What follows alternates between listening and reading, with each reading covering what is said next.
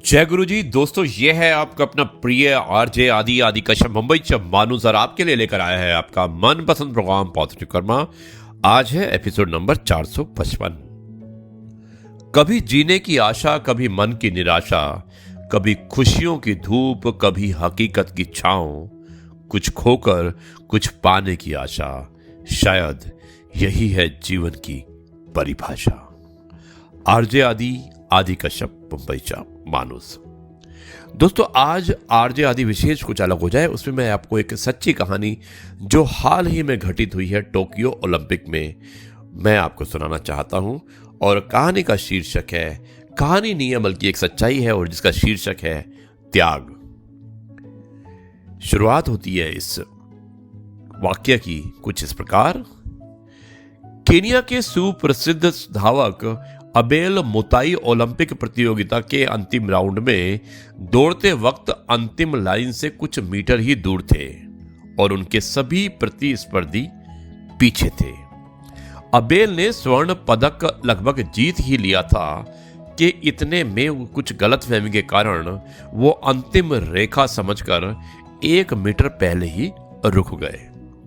उनके पीछे आने वाले स्पेन के इवान फर्नांडिस के ध्यान आया और उसने ध्यान दिया कि अंतिम रेखा समझ नहीं आने की वजह से वो पहले ही रुक गए।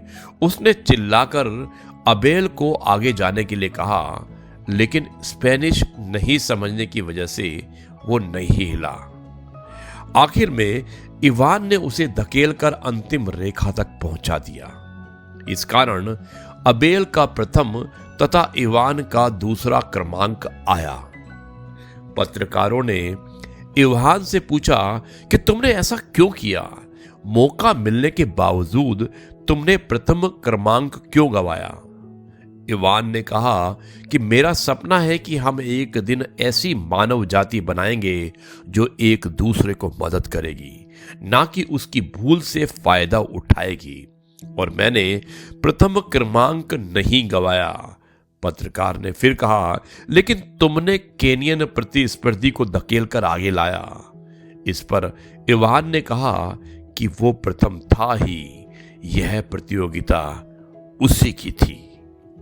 पत्रकार ने फिर कहा, लेकिन तुम्हें स्वर्ण पदक जीत सकते थे, या तुम्हें स्वर्ण पदक मिल सकता था। उस जीतने का क्या अर्थ होता? मेरे पदक का सम्मान मिलता? नहीं। मेरी माँ ने मुझे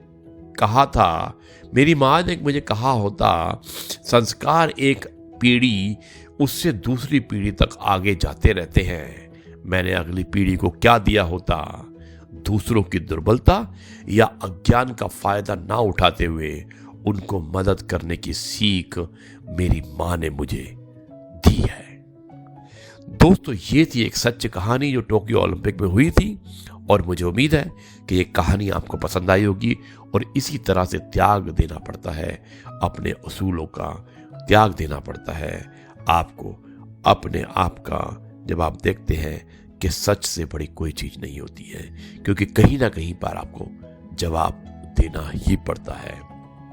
यह है आपका अपना प्रिय आरजे आदि कश्यप मुंबई से मानू सर आपके लिए लेकर आया था आपका मनपसंद प्रोग्राम पॉजिटिव कर्मा। अब मैं इस कार्यक्रम को यहीं पर समाप्त करता हूं, और कल आपसे फिर मुलाकात होगी एक नए कार्यक्रम, नई बात और नई कविता के साथ। तब तक के लिए कहता हूं नमस्कार, जय हिंद, वंदे मातरम, भारत माता की जय, जय जवान जय किसान, जय गुरु जी, शुक्राना गुरु जी।